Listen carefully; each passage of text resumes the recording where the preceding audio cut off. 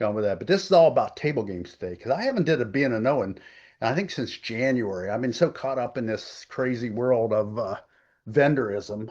And to speak of that, speaking of vendors, just to be totally transparent, I think we got three vendors on the call today. I don't know if they all showed up. I'm not going to swing down through here and look at them all. Just be, I think the guys from Galaxy Gaming, Steph, Greg, I think they're on the call. I know Delmar Weaver was trying to jump in here from a Native Americans gaming. Uh, all these guys are great guys. You know, I wouldn't let non-great guys into my meeting, but yeah, some really, really fascinating people are available for this summit, and let's get going. My my first guest, this is like David Letterman stuff going on. My first guest needs no introduction. Dan Cherry is one of the most sought after gaming experts in the business. And it's not just table games, it's the casino, anything to do with casino operations. I mean, Dan's the man, to coin a phrase.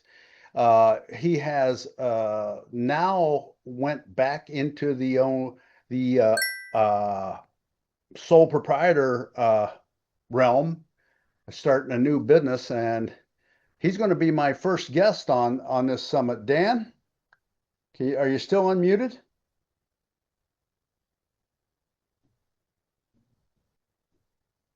Let's see. I'll get him in here.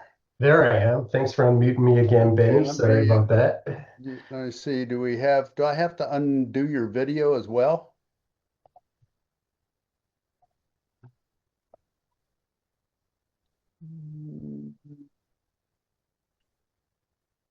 Think so. Can you put your I video hit on? video, Benny, and it says it's been disabled by you. Oh, really? Okay. Well, we're going to allow that. I don't know how I did that. Record, allow. Okay. Let's see here. There you go. You should be able to do it now, Dan. I think.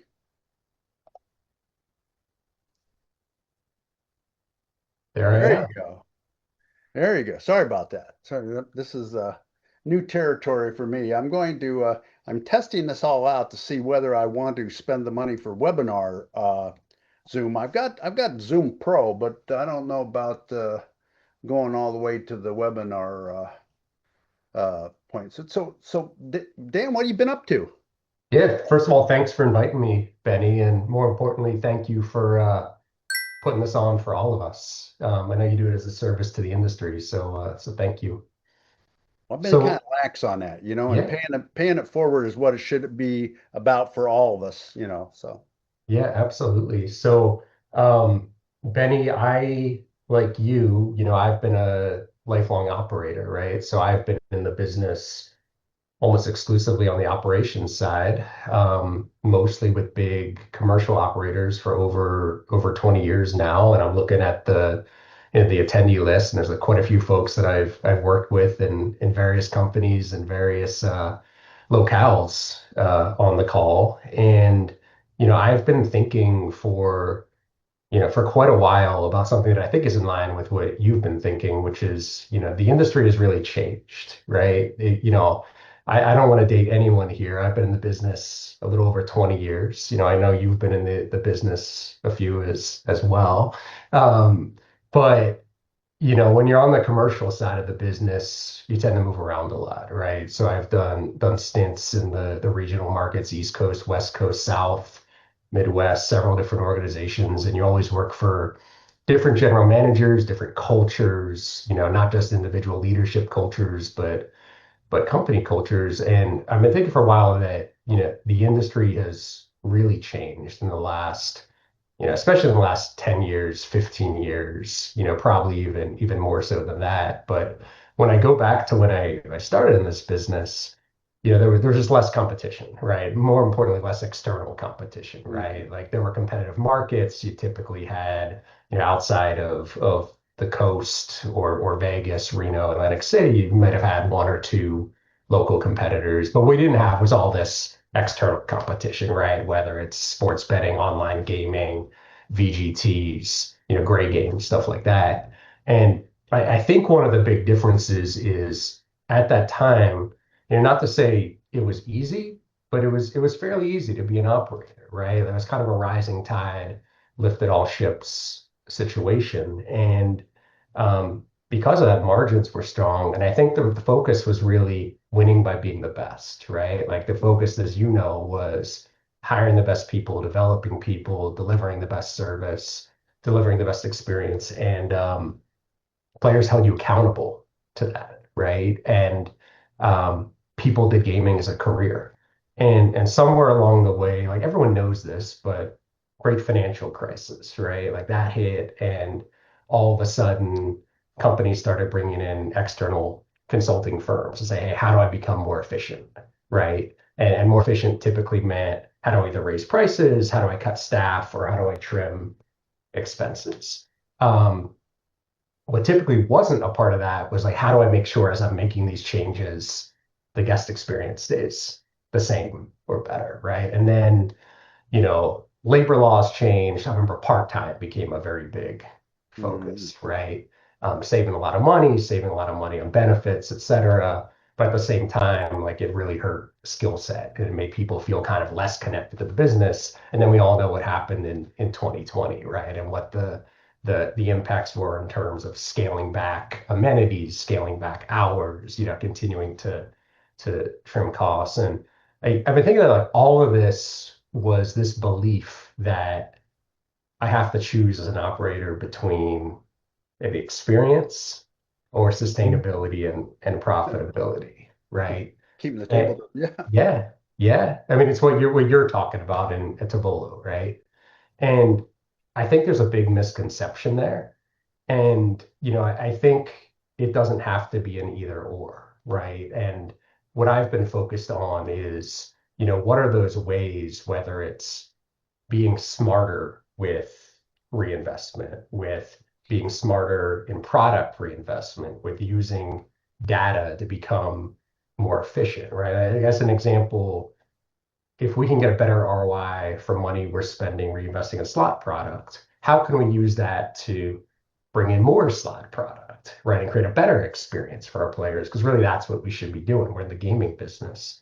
And, how can we invest in things that make the guest experience better from an efficiency standpoint that also improve the bottom line. And so kind of in my new endeavor, what I'm focused on is trying to help operators figure out, what are those things, whether it's on the data side, whether it's on the technology side, whether it's on the experience and product side that we can do that create win-wins. Because if we go forward another 10, 15 years, I don't think everybody's going to take the standpoint that we have to prioritize experience, we have to prioritize innovation. But I think the folks that are going to thrive and the folks that are going to be successful are the ones that do it. So I'm excited to be, helping operators figure out how do I invest in stuff and feel good doing it?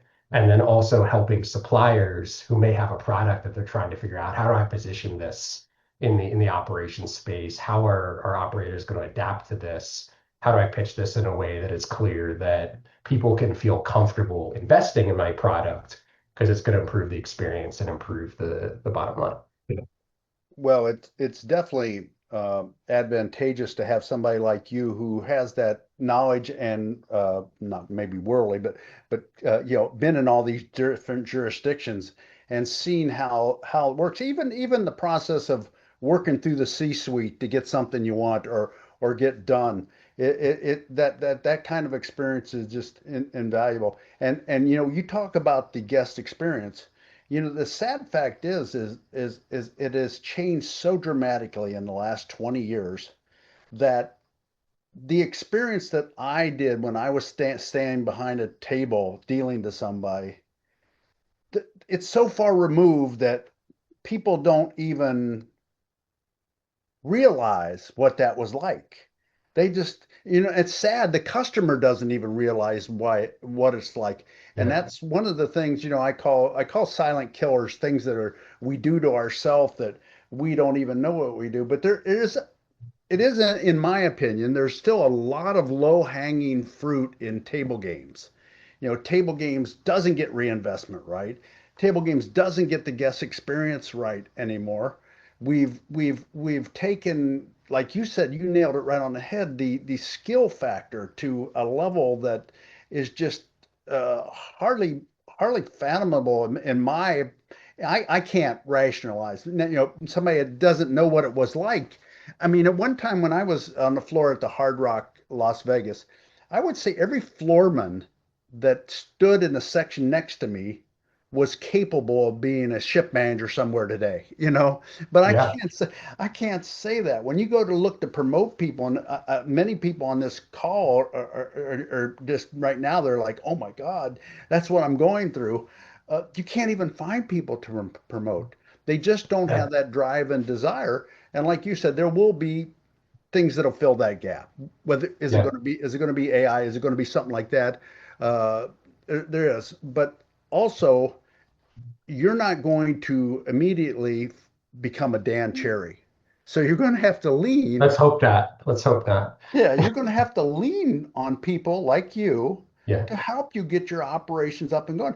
And it does, you know what? Still, even though we are saturated to no end right now. I mean, just constant spread of table games. And in some regions they can handle it. Other regions they're starting to feel the pain with the combination of the gray games and all, online gaming. It's unbelievable. Like when I was in Pennsylvania recently, a player can play 10 cent zero, a single zero roulette.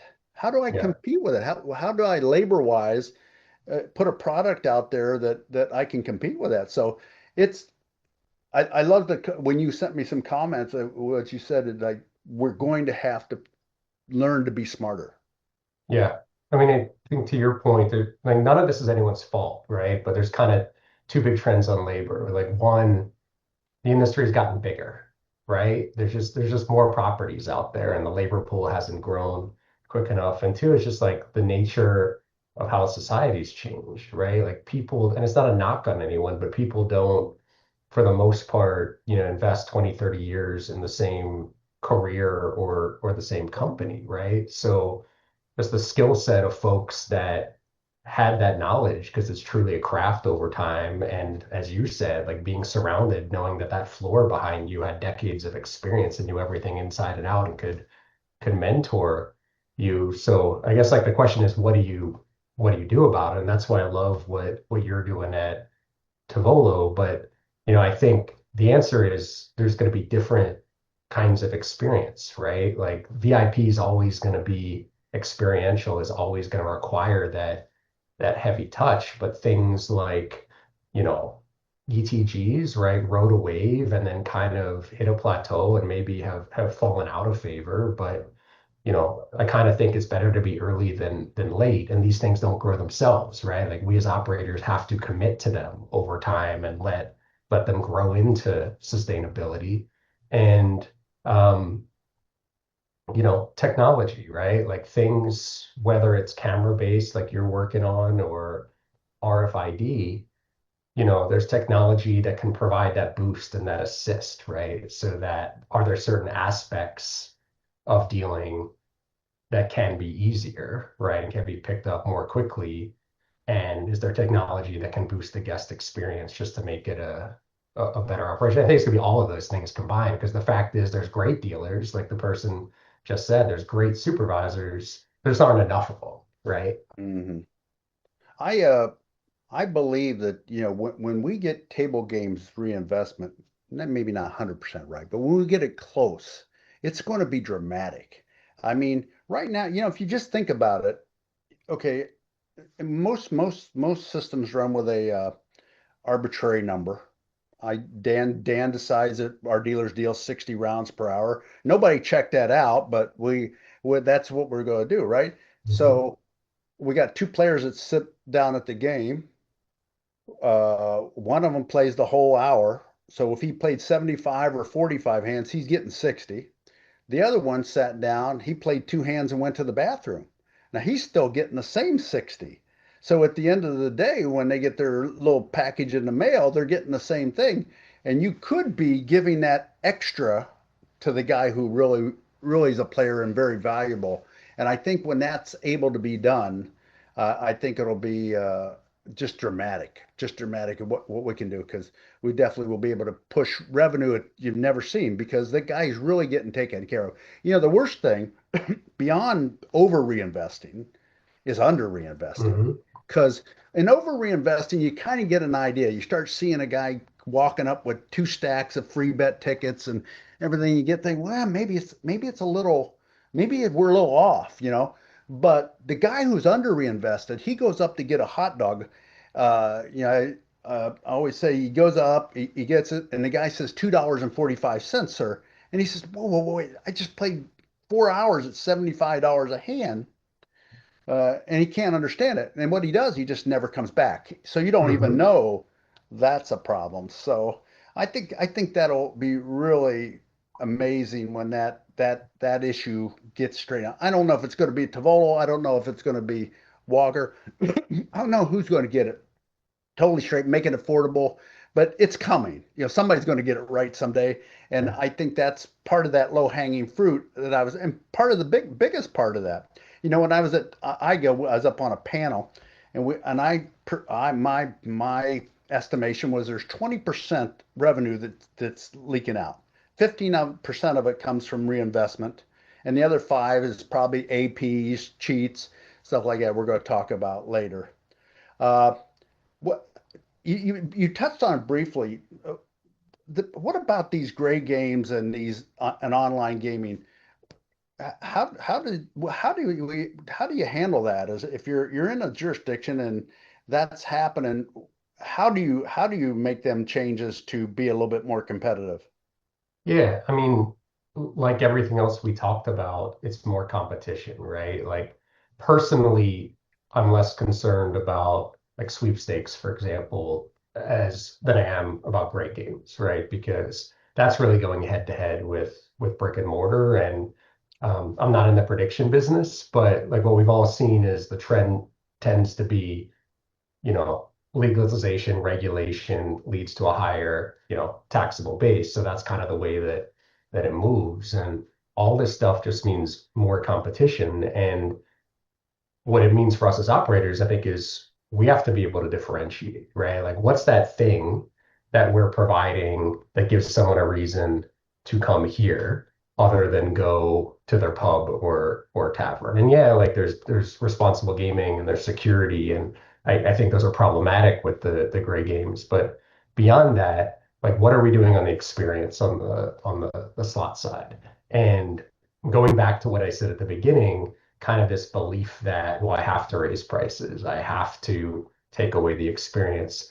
I think this really comes into play in slots where, the industry has kind of done itself a disservice over the last few years. I always talk about kind of like the you say it's silent killers of table games, right? Like one of the silent killers of slots and pricing is a big part of this, right? So like when I think about slot pricing, there's really three components and they've all gone up over time. One is, what's cost to cover, right? Or what is average bet over time, last 10 years, that's gone from, 40, 50 cents to, many cases north of a buck 50 or more.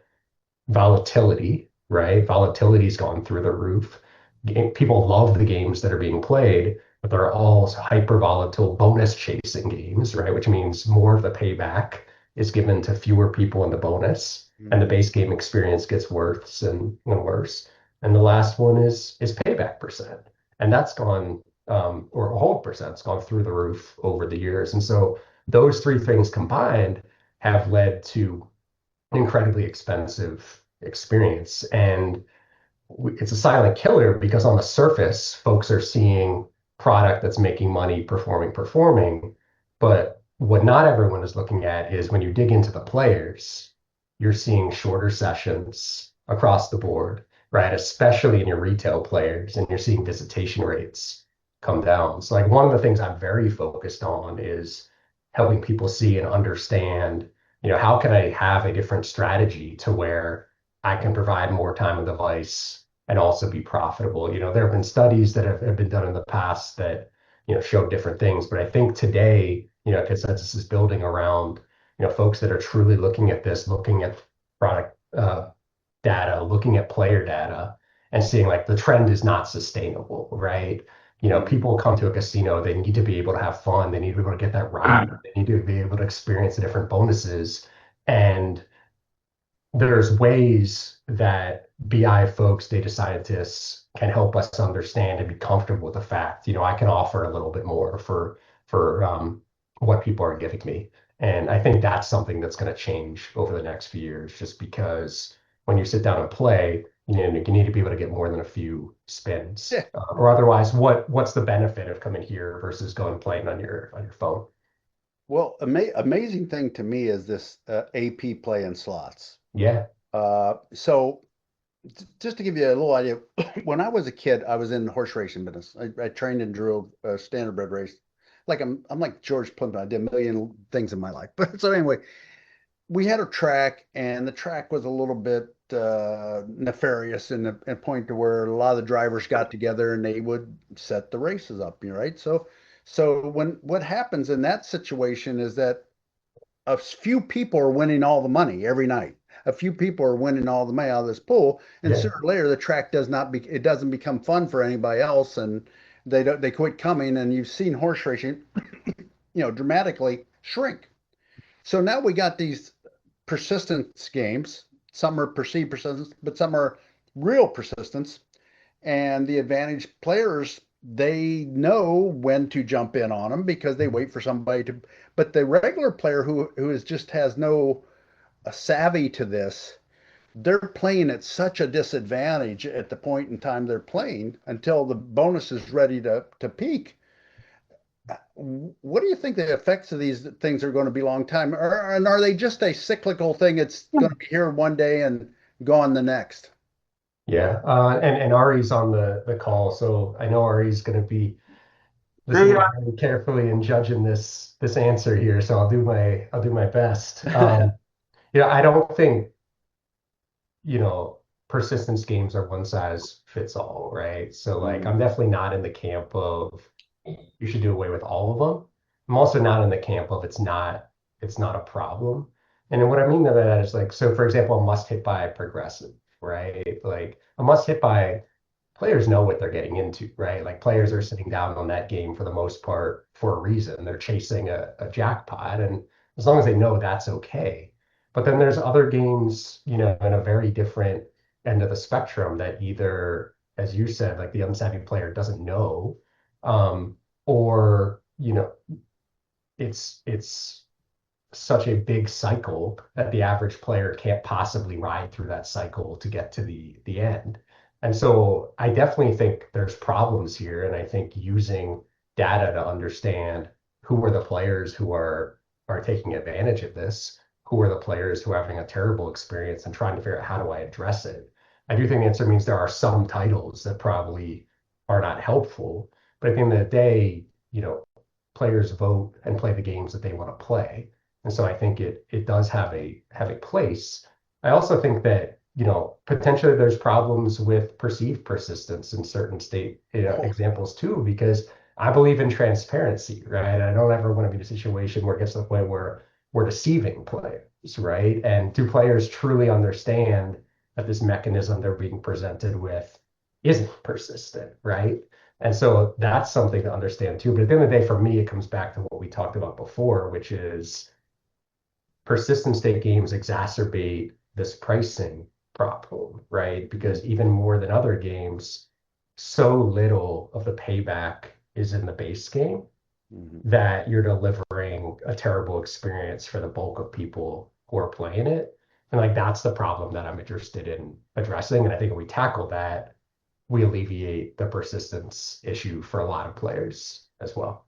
Yeah, I know the MGM recently uh, pinpointed a whole bunch of players that they knew were APs and just said, "Hey, you don't get no points. You're not, you get no Mhm. club benefits." And maybe that That's not that big of a deterrent for them, I don't believe, but it does make it a little bit more cost effective, I guess, for the company. I think now, and I didn't want to get on a topic that really isn't table games, but I know a lot of people on the call are casino operators, directors of casino operations, and this is a fascinating topic, and one that we can do an Ari, we can do a whole nother one on this with Dan, and I think we can have a great conversation. But I think if my numbers serves me right, Nari, you can tell me in the chat. Last count, there was like 45 or 50 of these uh, persistence games out there, and it's like I said, amazing topic.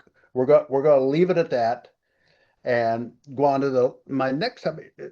So we had this one big beautiful bill, Dan, and it has a one big beautiful flaw for gaming. It just for the first time in history of the taxation of the you have a situation where a person can't deduct their losses, wins up to their losses, and vice versa. How impactful you think that law is, and do you think it'll change? Yeah, I mean, I can't answer the second part, right? Other than what we're all seeing in the news, which is there's legislation that's out there that seems like it's from both sides of the aisle. So hopefully there's a fix. Um, I mean, personally, I think it's extremely impactful. I've talked to other people who say, well, maybe not as much as you think. Like, does the average player really can consider this, right? Understand for the professional gambler that, pretty much blows up that business. But for the average player, are they truly seeing this? Are they withholding on their jackpots? Are they not? But at the end of the day, I mean, if you have players that are upside down in reality and then they're cutting check at the end of the year on it, how can it not have a big impact? So I'm just hopeful with you and everybody that there's a fix and it happens quickly. Well, I think one thing that people may trade for this 90% write off, they would trade the ability to move the jackpot level up to $5,000 in a heartbeat. I think all the operators, yeah, okay, let's do that. And I know when Trump was here in Las Vegas that Derek Stevens actually approached him and said, "Hey, if you can do one thing for us, let's get rid of this jackpot number of $1,200." Mhm. Well, Dan, tell us about the new venture. How can we get a hold of you? Yeah, so you can email me at dan@dcgamingllc.com. Find me on LinkedIn or ask my friend Benny how to get a hold of me. But I'm just excited because there's so much opportunity, and I don't want to sound negative, right? Like I think there's stuff that we have to address, but there's so much technology coming down the pipeline that just like helps people become better operators. And it's just exciting to be able to venture out in different areas of the industry and hopefully be a part of it. So thanks for having me on. Really appreciate it, Dan, and thanks for joining us. And I'll try to get Dan's email into the chat before we take off. And if you need anything from an operations standpoint, there's nobody better than Dan Cherry. Dan, thanks for joining us. So Thanks we're so much, Benny.